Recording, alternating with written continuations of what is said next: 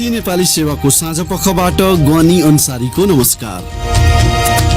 आज कार्यक्रममा गौतम बुद्ध अन्तर्राष्ट्रिय विमानस्थलबाट वैशाख 2 गतेदेखि उडान थाल्ने एक विदेशी वायु सेवा कम्पनीको प्रस्ताव छलफलमा विमानस्थल सञ्चालनका चुनौतीबारे विज्ञ भन्छन्। पहिलो चुनौती मार्केटिङ हो। अर्को कुरा भने एयर रुटको समस्याको सम्बन्धमा इन्डियाले धमेला गर्न खोज्यो भनेदेखि समस्या आउन सक्छ। साउदी विदेश मन्त्रीको नेपाल भ्रमणका क्रममा श्रम सम्झौतालाई पहिलो प्राथमिकतामा राख्न विज्ञहरूको सुझाव। नेपाल सरकारले यसको बारेमा तत्क्षित भएर एउटा सम्झौता गर्यो भने लाखौं श्रमिकको कल्याण हुन्छ। बोटलस नेपालको कर प्रकरणबारे आर्थिक पत्रकार गजेन्द्र बुढाथोकीसँग कुराकानी र अन्तर्राष्ट्रिय प्रसङ्गमा आक्रमणको 19औं दिन रुस र युक्रेन बीच चौथो चरणको वार्ता। तर सबैभन्दा पहिला आजका प्रमुख विश्व समाचार। विनिता दाहालबाट समाचार सुन्नुहोस्। रुसले युक्रेनमाथि आक्रमण थालेको 19औं दिनमा दुई देशका अधिकारीहरू चौथो चरणको वार्ता गर्दैछन्।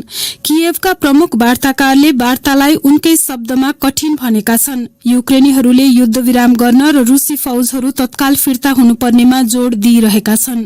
तर क्रेमलिनले भने सैन्य कार्यवाही जारी रहेको र सेनाले शहरी केन्द्रहरूमा पनि हमला गर्न सक्ने जनाएको छ। युक्रेनका विदेश मन्त्री दिमित्री कुलेवाले मस्कोमाथि आर्थिक दबाव बढाउन थप प्रतिबन्धहरू लगाइनुपर्ने बताएका छन्। रुसमा आफ्ना काम चालू राखेका अन्तर्राष्ट्रिय कम्पनीलाई विश्वव्यापी रूपमा बहिष्कार गर्न पनि उनले आह्वान गरेका छन्। रुसले युक्रेनका थुप्रै शहरका आवासीय क्षेत्रमा बमबारी जारी राख्दा कम्तीमा 5 जनाको ज्यान गएको विवरण आएका छन्। राजधानी कियेभमा एउटा 9 तले आवासीय भवनमा आगो लाग्दा कम्तीमा 1 जनाको मृत्यु भएको र कैयौं घाइते भएको बताइएको छ। कियेभमा रहेकी बीबीसी संवाददाता lease डुसेट भन्छिन्, There's a pattern to the attacks in the northwest. उत्तर पूर्व, उत्तर पश्चिम र कियेभ वरपरका क्षेत्रमा भएका हमलामा एउटा स्वरूप रहेको छ। रुसले आवासीय क्षेत्रमा बमबारी निरन्तर गरेर मानिसहरूलाई दबाव दिइरहेको छ, बीबीसी संवाददाताको भनाई। युरोपेली संघको विदेश नीति प्रमुख जोसेफ बोरेलले 26 लाख भन्दा बढ़ी युक्रेनी नागरिकले देश छोडिसकेको र शरणार्थीको संख्या 40 देखि 50 लाखसम्म पुग्न सक्ने बताएका छन्। नर्थ मैसेडोनियाको राजधानीमा बोल्दै उनले रुसबाट खतरा रहेको चासो बीच युरोपेली संघले अब पश्चिमी बाल्कन क्षेत्रमा सुरक्षा तथा प्रतिरक्षा सुदृढ पार्न प्रस्ताव गर्ने बताए। यसअघि पोल्याण्डका अधिकारीहरूले युक्रेनबाट आएका 18 लाख भन्दा बढ़ी शरणार्थी व्यवस्थाको चुनौती झेलिरहेको बताएका थिए। सीमावर्ती पोलिस शहरहरूमा रहेका आश्रयस्थलमा ठाउँको अभाव भइरहेको र अब आउने मानिसहरू सड़कमै सुत्नुपर्ने अवस्था देखिएको छ। तपाई बीबीसी नेपाली सेवाको साँझपख सुनिरहनु भएको छ। युक्रेनमा जारी द्वन्द्वबारे अमेरिका र चीनका उच्च अधिकारीहरू बीच रोममा भेटवार्ता हुँदैछ। व्हाइट हाउसका राष्ट्रिय सुरक्षा सल्लाहकार जेक सुलिवानले अमेरिकी कूटनीतिज्ञ यांग जेइजीलाई चीनले रुसलाई सहयोग गरेको खण्डमा बेजिङले वित्तीय सजायको सामना गर्नुपर्ने बताउने अपेक्षा गरिएको छ। यसअघि रुसले आफूसँग सैन्य सहायता मागेको भन्ने पश्चिमा संचार माध्यममा आएको समाचारको खण्डन गर्दै चीनले त्यसलाई अमेरिकी मिथ्या खबर भनेको थियो। चीनले युक्रेनमाथि रुसले गरेको आक्रमणको निन्दा गर्न अस्वीकार गर्दै आएको छ। रुसले आफ्नो अर्थतन्त्रमा पश्चिमा प्रतिबन्धहरूको असर मत्थर पार्ने प्रयासमा थुप्रै कदमहरू घोषणा गरेको छ। राष्ट्रपति भ्लादिमिर पुटिनले रुसी एयरलाइनहरूले भाडामा लिएका विदेशी विमानहरूलाई आफ्नो सम्पत्तिको रूपमा दर्ता गर्न पाउने कानूनमा हस्ताक्षर गरेका छन्। पश्चिमा प्रतिबन्धहरूले यो महिनाको अन्त्यसम्ममा रुसी वायु सेवा कम्पनीहरूसँगको समझदारीबाट अलग हुन समय दिएका छन्। रुसी प्रधानमन्त्रीले घोषणा गरे अनुसार पश्चिमा प्रतिबन्धका कारण स्वास्थ्य सम्बन्धी उपकरण तथा औषधिहरू महँगो भएपछि सरकारले अस्पतालहरूलाई सहुलियत दिने भएको छ। रुसले कच्चा तेल सस्तोमा बेच्ने भारतलाई प्रस्ताव समेत गरेको छ। र चीनले कोरोना भाइरस संक्रमितको संख्या बढ़िरहँदा चीनले एउटा पूरै प्रान्तलाई सील गरेको छ। 2 करोड़ भन्दा बढ़ी जनसंख्या रहेको जिलेन प्रान्तका मानिसलाई उक्त क्षेत्र छोडेर अन्यत्र नजान भनिएको छ। बीबीसीका विल लियोनार्डो भन्छन्, This latest outbreak appears to be the biggest challenge. चीनको शून्य कोभिड नीतिका लागि हालैका प्रकोपहरू कोरोना भाइरसका सुरुका दिन यताकै सबैभन्दा ठूलो चुनौती बनेका छन्। उत्तर पूर्वमा पर्ने जिलेन प्रान्तका मानिसहरूलाई घरबाट बाहिर ननिस्किन भनिएको छ र सांघाई शहरमा पनि केही क्षेत्रलाई सील गरिएको छ। बीबीसी संवाददाताको भनाई, चीनमा कोभिडको प्रकोप खराब बन्दै गर्दा त्यसले लगानीकर्ताहरूलाई चिन्तित बनाएको छ। यो बीबीसी नेपाली सेवा हो।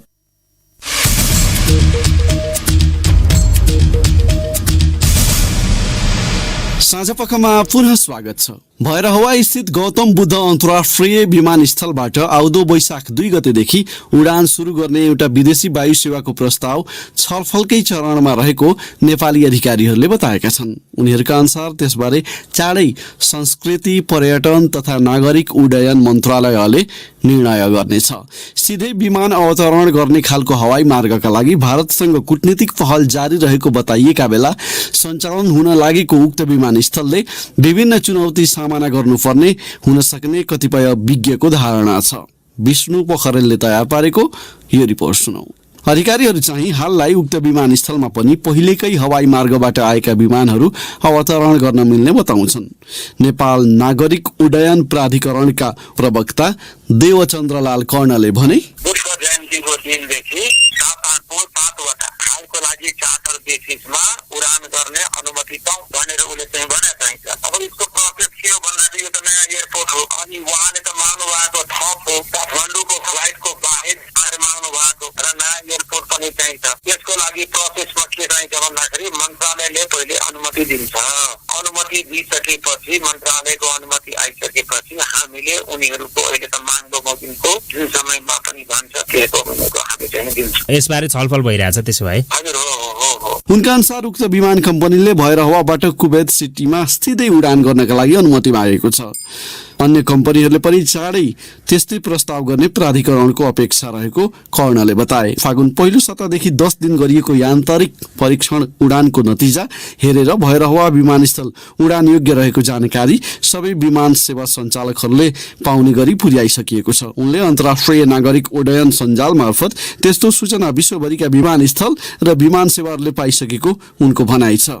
उक्त विमानस्थलबाट वैशाख 1 गते नेपाल वायु सेवा निगमले व्यावसायिक प्रयोजनका लागि पहिलो परीक्षण उडान गर्ने तयारी गरिएको अधिकारीहरूले बताएका छन्। त्यस बेलासम्म अन्य कम्पनीले पनि नियमित उडानका लागि प्रस्ताव गर्ने अपेक्षा अधिकारीहरूको छ। गौतम बुद्ध अन्तर्राष्ट्रिय विमानस्थलबाट व्यावसायिक उडान सुरु हुन थालेपछि विशेष गरी मध्यपूर्वमा जाने नेपाली श्रमिक र लुम्बिनी घुम्न आउने पर्यटकलाई फाइदा पुग्ने जानकारहरू बताउँछन्।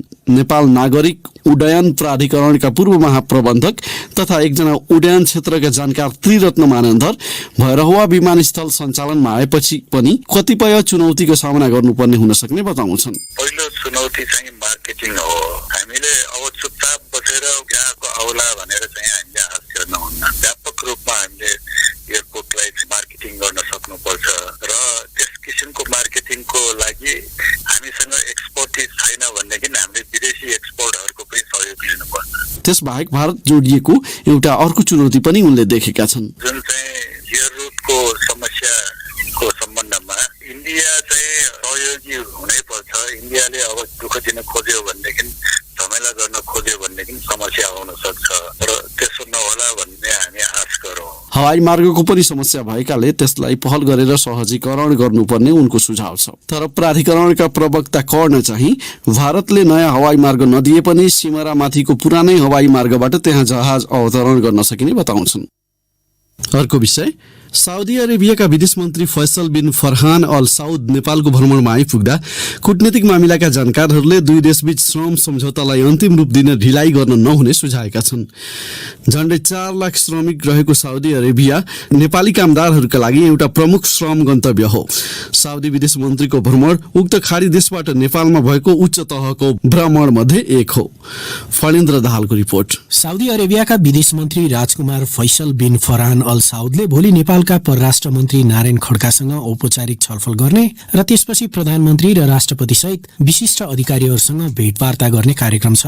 नेपालमा रहँदा उनले एउटा द्विपक्षीय साझेदारीमा हस्ताक्षर गर्नेछन्। तर कूटनीतिक मामिलाका जानकारहरूले साउदी अरेबियासँग श्रम सम्झौतालाई अन्तिम रूप दिने विषय नेपालको पहिलो प्राथमिकता बन्नुपर्ने बताएका छन्। साउदी अरेबियाका लागि पूर्व नेपाली राजदूत महेन्द्र प्रसाद सिंह राजपूत भन्छन्, मेरै पालोमा त ड्राफ्ट इत्यादि फाइनल पनि हो। नेपाल सरकारले यसको बारेमा चित्त भएर एउटा सम्झौता गर्यो भने लाखौं श्रमिकको कल्याण हुन्छ, लाखौं श्रमिकको परिवारलाई कल्याण हुन्छ। झण्डै 4 लाख नेपाली श्रमिक कार्यरत रहेको साउदी अरेबियालाई तथ्याङ्कगत हिसाबले कामदारहरूको तेस्रो ठूलो श्रम गन्तव्य मानिन्छ।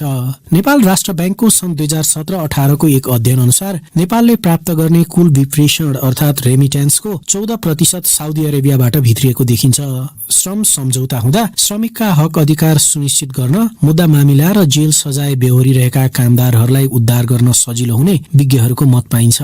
अर्का पूर्व राजदूत उदयराज पाण्डे भन्छन्, श्रम सम्बन्धी एमओयू चाहिँ हामीले दुई देशको बीचमा चाहिँ गर्नै पर्ने हुन्छ। जस्तो अहिले हामीले मलेसियाकै मोडलमा चाहिँ हामीले एमओयू गर्यो भने नेपाललाई लाभ नै हुन्छ। श्रमिकका मुद्दा बाहेक नेपाल र साउदी अरेबियाले इन्धन आपूर्ति, व्यापार र लगानी जस्ता क्षेत्रमा सहकार्य गर्नुपर्ने विज्ञहरूको राय छ।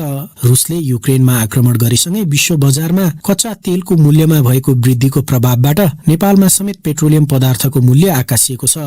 अमेरिकापछि पेट्रोलियम पदार्थको सबैभन्दा ठूलो उत्पादनकर्ता रहेको साउदी अरेबियासँग इन्धन खरिदमा साझेदारी गर्ने सम्भावना पहिल्याउन सकिने पूर्व राजदूत पाण्डे बताउँछन्, हामीले केही सब्सिडी माग्न सक्छौं। मिका आउने क्वान्टिटी उनीहरूले क्रुड चाहिँ सस्तोमा हामीलाई दियो र त्यो भारतले रिफाइन चार्ज लिएर पठायो भने त्यो त कममा आउँछ नि हामीलाई। नेपाल र साउदी अरेबिया बीच द्विपक्षीय व्यापारका क्षेत्रमा ठूलो असन्तुलन रहेको तथ्याङ्कहरूले देखाएका छन्।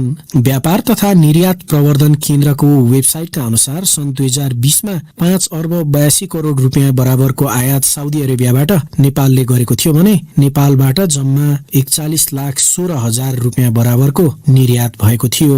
फडिन दाहाल, BBC, काठमाडौँ। अब सुनौ तपाईहरूबाटै प्राप्त प्रतिक्रिया साथीहरू विनिता दाहाल र रमा पराजुलीबाट।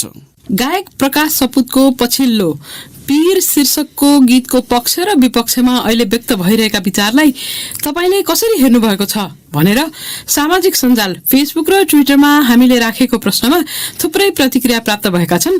ती मध्ये केहीलाई यहाँ प्रस्तुत गर्दैछौं। सुन्दर नेउपानेको धारणा छ, कुनै चलचित्रमा कुनै पात्र गरिबीको कारणले चोर्न जान्छ, कहीँ लुट्न जान्छ। अब के मान्छे गरिब भयो भने यो काम गर्छ त भन्दै चलचित्र बन्द गर्ने? चलचित्र अधिकांश जसो काल्पनिक नै हुन्छन्, यही भइराखेको छ भनेर बनेको हुँदैन। यो गीतमा पनि भएको त्यही हो। संगीता रेग्मी लेख्छिन्, सशस्त्र द्वन्द गर्नेहरू एउटा गीतसँग डराउनु पर्छ भन्ने मलाई लाग्दैन। यदि डराएकै हो भने त्यो गीतले बोलेको र देखाएको यथार्थ रहेछ। दिनेश आचार्यको धारणा छ, यो कुनै गीत संगीतको समस्या हो जस्तो लाग्दैन, किनभने त्यो गीत रेडियोमा सुन्दा कुनै त्यस्तो अर्थ लाग्दैन। त्यो गीतमा प्रयुक्त भिडियोमा देखाइएको केही दृश्यमा आपत्ति देखियो, तर यो नितान्त मनोरञ्जन हो भनेर बुझ्नुपर्छ। कुनै समाचार जसरी यसको तथ्य जाँच गर्न जरुरी छैन। दीपक शर्मा दिपुले लेखेका छन्, छोराछोरीले अभिभावक प्रतिको आक्रोश भौतिक, मानसिक, सांकेतिक जेबाट भए पनि पोख्न सक्छन्। यसरी आक्रोश पोख्दा अभिभावकलाई नराम्रो लाग्नु, चित्त दुख्नु, चोट पर्नु स्वाभाविक हो, तर यसलाई राजनीतिकरण गर्नु हुँदैन। सर्जकलाई स्वतन्त्र राख्नुपर्छ, किनभने अझै कैयौं कथा बाहिरिनुपर्छ। अनमोल श्रेष्ठको धारणा छ, हिजो सम्पूर्ण जनमुक्ति सेनालाई राष्ट्रिय सेना बनाउनु पर्छ र घाइते अपाङ्ग योद्धाका उपचार र हेरविचार राज्यले गर्नुपर्छ भन्दा विरोध गर्ने र तिनीहरूलाई पीडित बनाउनेहरू नै आज तिनीहरूको दुःख पीडा देखाएर राजनीति गर्नु अशोभनीय छ। यति धेरै सहानुभूति र दया थियो भने तिनीहरूले घाइते अपाङ्ग योद्धाहरूलाई राज्यको सेवा सुविधा लिनबाट किन वञ्चित गराए? सानु शारदा लेख्छिन्, स्वतन्त्र रूपमा सोच्न र लेख्न पनि नदिने, जता पनि राजनीति लादिहाल्नु पर्ने, समाजको बेथितिसँग मेल खाने पात्र विभिन्न विचारधाराका होलान्। त्यसलाई राजनीतिकरण गरेर एउटा स्वतन्त्र कलाकारलाई नै कुनै पार्टीको बिल्ला भिराइदिइहाल्ने, यो कस्तो खाले राजनीतिक विचार हो? रवि पौडेलको धारणा छ, समस्या छ होला, तर यसमा प्रयोग भएका दृश्य अलि मिलेन कि भन्ने लागेको छ। अर्जुन थापा लेख्छन्, गीत भन्दा पनि भिडियोले माओवादी द्वन्द्वकालीन मुद्दाले सर्वहारा भनिएको वर्गलाई सम्बोधन गर्न नसकेको कुरालाई उजागर गरेको छ। तर संयोग नै सही, स्थानीय चुनावको मुखैमा यसले जनतालाई उद्वेलित भने बनाउने छ। अनि निवेदन वैद्यको धारणा छ यो गीतले तत्कालीन सशस्त्र द्वन्द्वका नेतृत्वकर्ता माओवादीलाई मात्रै नभई सबै दललाई कुरी गरेको छ, जो पालै पालो सत्ता स्वादमै डुबे तर भुइँमानिसका समस्या सधैँ नजरअन्दाज गरे। अब अन्तर्राष्ट्रिय विषय, युक्रेनले रुससँगको वार्तामा उसका फौज तत्काल फिर्ता गर्न र युद्धविराम गर्न आह्वान गर्ने जनाएको छ। युक्रेनका वार्ताकारले हालैका सम्पर्कहरू रचनात्मक भएको बताएका छन्। रुसी प्रतिनिधिले भने सहमतिको मस्यौदा बन्ने सम्भावना रहेको तर त्यसमा के उल्लेख हुने भन्ने चाहिँ स्पष्ट नभएको बताएका छन्। बीबीसी विवरणमा आधारित रिपोर्ट सुनौ विनिता दाहालबाट। रुसले युक्रेनमाथि आक्रमण थालेको 19औं दिनमा थुप्रै शहरहरूमाथि बमबारी गर्ने क्रम जारी राखेको छ। राजधानी कियेभको बाहिरी भेगमा दैनिक रूपमा बमबारी भइरहँदा थुप्रै मानिसहरू मारिएको विवरण आएका छन्। रुसले हमला गर्दै अगाडि बढ्ने क्रम जारी राख्दा मारियोपोल शहरबाट भाग्न सफल भएका मानिसहरूले अवस्था व्याकुल रहेको बताएका छन्। खाद्यान्न र पानीको अभाव बढ्दै गर्दा खाद्यान्नदेखि औषधि पसलसम्ममा लुटपाट भएका छन्। रुसको लगातारको बमबारी आवासीय क्षेत्रका मानिसहरूको मनोबल घटाउने काममा केन्द्रित रहेको राजधानी कियेभमा रहेका बीबीसी संवाददाताले बताएका छन्। युक्रेनी सरकारले आफ्ना फौजले रक्षात्मक भूमिका निभाइरहेको बताएको छ। यसैबीच युक्रेनका विदेश मन्त्री दिमित्री कुलेवाले थप हतियारहरू पठाउन र रुसमाथि थप प्रतिबन्ध लगाउन पश्चिमालाई आह्वान गरेका छन्। उनले रुसी राष्ट्रपति भ्लादिमिर पुटिनलाई विफल बनाउँदा त्यसले बृहत द्वन्द्व टर्ने पनि बताए। विनिता दाहाल। फेरि नेपाल स्थित कोका कोलाको कम्पनी बुटलस नेपाल लिमिटेडले आफ्नो शेयर स्वामित्व हस्तान्तरण गर्दा सरकारी निकायलाई जानकारी पनि नदिएको र त्यसबापत तिर्नुपर्ने पुँजीगत लाभ कर समेत नतिरेको अभियोगमा राजस्व अनुसन्धान विभागले अदालतमा मुद्दा थालेपछि अब उक्त विषय न्यायिक निरूपणको पर्खाइमा छ। सरकारले बिगो र जरिवाना गरी झण्डै 7.5 अर्ब रुपैयाँ तथा सञ्चालकहरूलाई सजाय समेतको माग दावी गरेको छ। यसै सन्दर्भमा उक्त विषयलाई लगातार उठाउँदै आएका आर्थिक पत्रकार तथा टक्सार आर्थिक म्यागजिनका प्रधान सम्पादक गजेन्द्र बुढाथोकीलाई हामीले यो विषय यहाँसम्म आइपुग्दा तपाईलाई कस्तो अनुभव भइरहेको छ भनेर सोधेका छौं। मेरो विचारमा बहुराष्ट्रिय कम्पनीले कुनै पनि देशमा, चाहे नेपाल जस्तो सानो देश होस् चाहे अमेरिका जस्तो ठुलो देश होस्, त्यहाँ आफ्ना कम्पनीहरू सञ्चालन गर्दा स्थानीय कानूनलाई पालना गर्नुपर्छ भन्ने कुरालाई त्यसले स्थापित गर्न सकियो जस्तो लाग्छ। कोका कोला कम्पनी 183 वटा भन्दा बढी देशमा सञ्चालन भइरहेको ठुलो बहुराष्ट्रिय कम्पनी भएको कारणले गर्दाखेरि यसले नेपालको कानूनहरू पालना गर्नको लागि विगतदेखि नै बाइपास गरे जस्तो देखिरहेको थियो र यो कुरो हामीले जुन 1 वर्षदेखि जुन राजस्व अनुसन्धान विभागले 2077 साल मङ्सिर 23 गते छापा मार्यो, त्यसपछि हामीले लगातार यसलाई फलोअप गर्यौं। फलोअप मात्रै गरेनौं, फलोअप भन्दा पनि फरक गएर मैले व्यक्तिगत रूपमा र हाम्रो टक्सार म्यागजिनले यो कोका कोलाको शेयर किनबेच प्रकरणमा कहिलेदेखि के हुँदै आएको छ भन्ने कुरा हामीले हेर्दै आयौं। यो सम्पूर्ण प्रक्रियामा हामी अघि बढिरहँदाखेरि अब कम्पनीहरू जसले नेपालमा आएर कारोबार गरिरहेका छन् उनीहरू नेपालको कानून भन्दा अलग रहन सक्दैनन् र खास गरी कर कानूनमा उनीहरूले छल्न पाउँदैनन् भन्ने कुरा यो अध्ययनबाट, यो 1 वर्षको हाम्रो जुन प्रयासबाट पुष्टि भएको छ। हुन त यो मामिला अहिले अदालतको विषयवस्तु बनेको छ। अब यसबारे न्यायिक निरूपणपछि मात्र थप विश्लेषण गर्न सकिएला। तर यसअघि एउटा टेलिकम कम्पनीले पनि पुँजीगत लाभ कर नतिरेको विषय उठेको थियो निकै नेपालमा।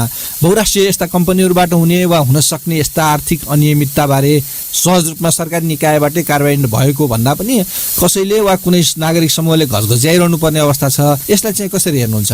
तपाईले सही प्रश्न उठाउनु हो। नेपालमा संयुक्त लगानीको कम्पनीको रूपमा आएको दूरसञ्चार कम्पनीले आफ्नो स्वामित्व, नेपाली स्वामित्व किनबेच गर्दाखेरि पुँजीगत लाभ कर छलेको भन्ने विषयलाई लामो समय उठाइयो।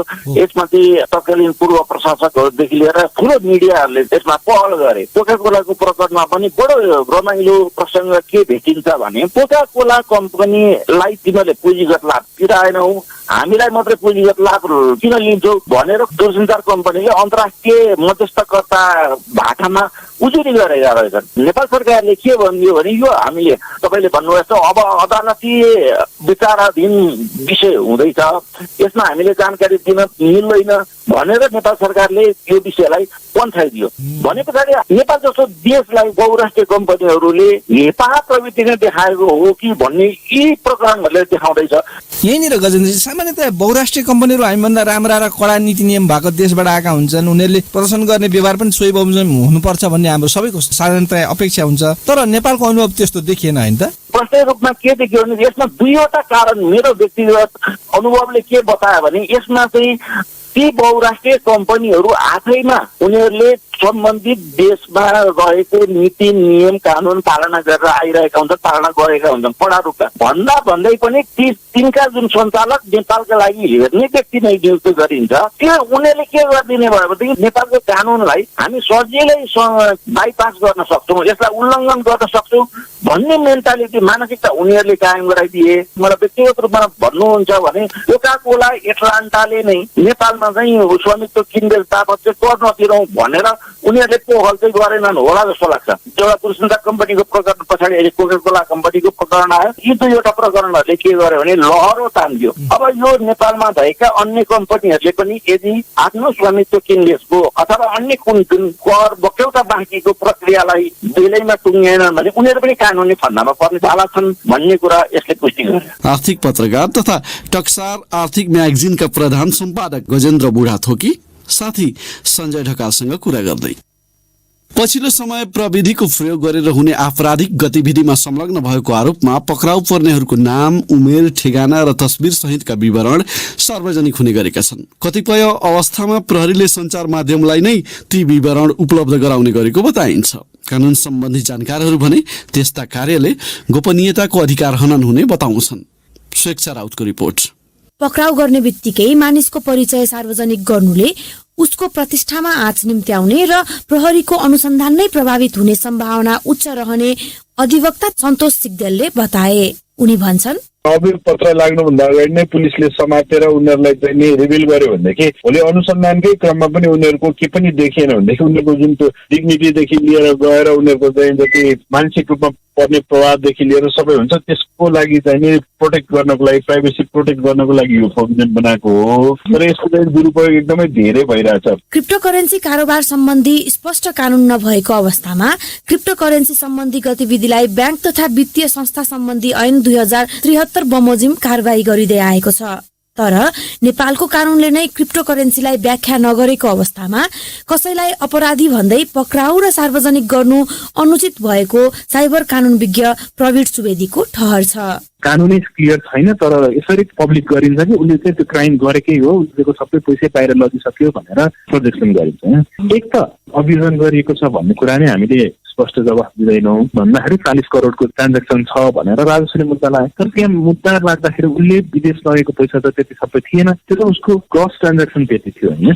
त्यही भएर हामीले जुन प्रेस रिलिजहरू गर्दाखेरि अथवा के अभियोजन गरियो भन्दाखेरि पनि त्यतिखेर पनि रियल पिक्चर, रियल इन्फर्मेसन चाहिँ नदिने गरेको चाहिँ हामीले देख्न सक्छौँ होइन। आम मानिसमा क्रिप्टोकरेन्सी सम्बन्धी आवश्यक जानकारी प्रवाह गर्नु ब्याङ्कको जिम्मेवारी भए पनि त्यसो नगरी कारबाहीको चेतावनी दिनु गलत भएको धारणा उनले राखे। गत महिना गृह मन्त्रालयले नेपालमा सार्वजनिक स्थलमा प्रयाङ्क अर्थात् मजाक, ख्यालठट्टा वा मस्करी नगर्न निर्देशन दियो। त्यस्ता गतिविधिका नाममा सर्वसाधारणलाई शारीरिक तथा मानसिक रूपमा शास्ति दिने, हैरानी पार्ने र दिगदार लगाउने क्रियाकलापहरू नगर्न सूचना जारी गरिएको थियो। उक्त सूचना जारी भएको केही साता नबित्दै प्रयाङ्क गर्ने आकाश सेडाई पक्राउ परे। उनलाई सूचना जारी हुनु अघि सार्वजनिक गरिएका युट्युब भिडियोहरूका आधारमा पक्राउ गरिएको विवरणहरू सार्वजनिक भएका थिए। लगत्तै उनको परिचय खुल्ने र अनुहार प्रष्ट देखिने गरी समाचारहरू समेत प्रकाशित भएका थिए।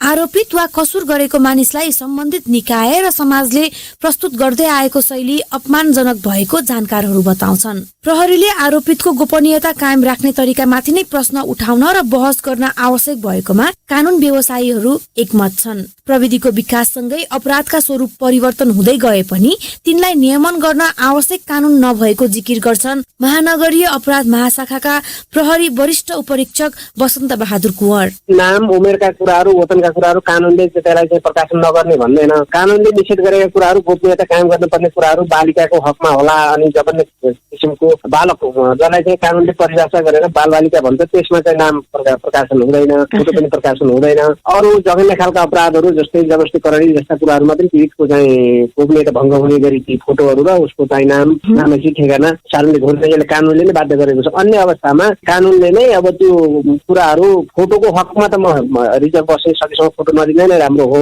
केही महिना अघि नेपालमा बसेर विदेशमा क्यासिनो सञ्चालन गरेको आरोपमा पक्राउ परेकाहरूको हकमा प्रहरीको प्राविधिक कमी कमजोरी भएको उनले बताए। स्वेच्छा राउत, BBC, काठमाडौँ। तपाई BBC नेपाली सेवाको साँझ पख सुनिरहनु भएको छ। यो कार्यक्रम देशभरि 350 भन्दा बढी FM स्टेशनबाट प्रत्यक्ष प्रसारण भइरहेको छ। अब आजको अन्तिम विषय, विभिन्न क्षेत्रमा सक्रिय रहेका करिब 40 जना महिला पदयात्रीको समूहले उच्च पहाडी र हिमाली भेगका महिलाहरूको घरेलुदेखि पर्यटन क्षेत्रसम्ममा देखिएको व्यवस्थापकीय क्षमताबाट आफूहरूलाई प्रेरणा मिलेको बताएका छन्। जलवायु परिवर्तनले महिलाका जीवनमा पार्ने अवसरबारे छलफल गर्न काठमाडौँबाट कालापत्थर पुगेका शहरी क्षेत्रका महिलाहरूले आफूहरू पदयात्राका क्रममा भेटिएका महिलाहरूबाट प्रभावित भएको बताएका हुन्।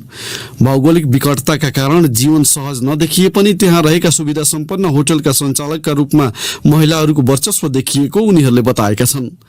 त्यसरी कालापत्थरसम्म पुगेर फर्किएका मध्ये केही महिलासँग सम्पर्क गरी हाम्री साथी मतिना त्वरा बासुले तयार पारेको यो रिपोर्ट सुनौ। पढे लेखेका, जागिर खाएका, सूचना र सुविधाको सहज पहुँच भएका काठमाडौँमा बस्ने अधिकांश महिलाहरूलाई गाउँघरका महिलाहरू हर हिसाबले पिछडिएका होलान्, कामको बोझले पेलिएका होलान्, आर्थिक रूपले परनिर्भर होलान् भन्ने जस्ता तिनप्रति बनेका धारणा अल्प बुझाइ मात्र रहेछ भन्ने सुनाउँछिन् पेशाले फ्लाइट एटेन्डेन्ट उडान सहायक प्रदाकारले। फर्स्टमा चाहिँ हामी लुक्ला घर्यौं, त्यहाँ चाहिँ ठाउँ ठाउँमा वुमेनहरू एकदमै एक्टिभ। अब जे काम पनि महिलाहरूले घर यासी काम भर्नु अथवा बिजनेस काम गर्नु, मैले एकदम महिलाहरू नै देखेँ त्यहाँनिर। उमेरले 60 नागेकी आरती रोक्काको अनुभवमा पनि काठमाडौँदेखि कालापत्थरसम्मको यात्रामा भेटिएका महिलाहरूमा कोही पनि कमजोर छैनन् भन्छिन्।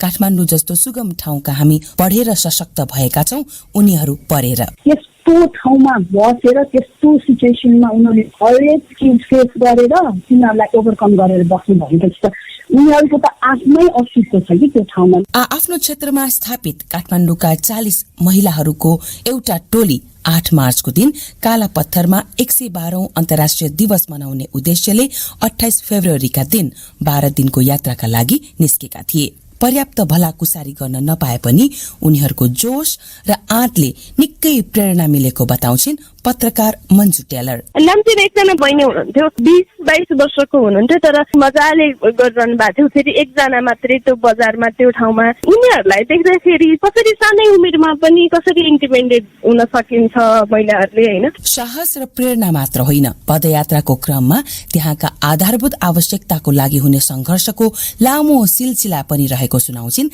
स्वास्थ्यकर्मी अनिता गुरुङ। उनीहरूलाई पीडित भएको टाइमहरू हुन्छ नि, त्यो टाइममा 1-1.5 घण्टा हिँड्नु पर्दाखेरि कस्तो हुन्छ होला है भनेर त्यस्तो चाहिँ हामी साथी एकअर्कासँग गफ गर्दै हिँडिरहेको थियौँ। उच्च पहाडी तथा हिमाली भेगका महिलाहरूले दैनिक जीवनमा भोग्ने कठिनाई सम्झेर डाक्टर रिनु शर्मा। अब एउटा हात धुने पानीको लागि चाहिँ तातो पानी हाल्यो भने बल्ल धारामा नभए सबै धाराहरू फ्रोजन हुने चिसोमा, अनि त्यो पनि उहाँहरूले बोकेर ल्याउनु पर्ने। त्यो आइस नभए कतैबाट त्यो खनेर त्यो डोकोमा बोकेर ल्याएर त्यो आइसलाई मेल्ट गरेर पानी निकाल्नु पर्ने। आगो बाल्नलाई पनि त्यो दाउराको प्रब्लम, त्यही दाउरा ग्यास पनि तलदेखि चौरीले बोकेर ल्याउनु पर्ने। 12 दिने पदयात्रापछि हिमाली क्षेत्र र त्यहाँका बासिन्दाको जीवनयापनमा सहजताका लागि दीर्घकालीन विकासका कार्यक्रम र योजना बनाउन सम्बन्धित निकायको ध्यानाकर्षण महत्वपूर्ण रहेको उनी बताउँछिन्। 3-4 ठाउँमा त टेलिकम्युनिकेसन नै जिरो छ है। त्यहाँ मेडिकल कसैलाई हेल्थ प्रब्लम, त अब आफू पनि डक्टर भए है, हेल्थ प्रब्लम भयो भने कसरी एड्रेस हुन्छ होला? त्यो टेङबोटे भन्ने ठाउँदेखि गोरखसेटसम्म त सेटेलाइट फोन बाहेक केही पनि छैन। कसैलाई केही भयो भने हेल्थ सेन्टर छैन। त्यस्तो सेक्टरहरूलाई अलिकति केही गर्न सकिन्छ कि? कालापत्थरमा पुगेर जलवायु परिवर्तनले विशेष गरी महिला जनजीवनमा पारेको प्रभाव र त्यसमा न्याय खोज्नका लागि गर्नुपर्ने पहलका बारेमा बहस गरेर फर्केका महिलाहरू यात्राले आफूहरूलाई थप सशक्त बनाएको बताउँछन्। मतिना त्वना बासु, BBC काठमाडौँ।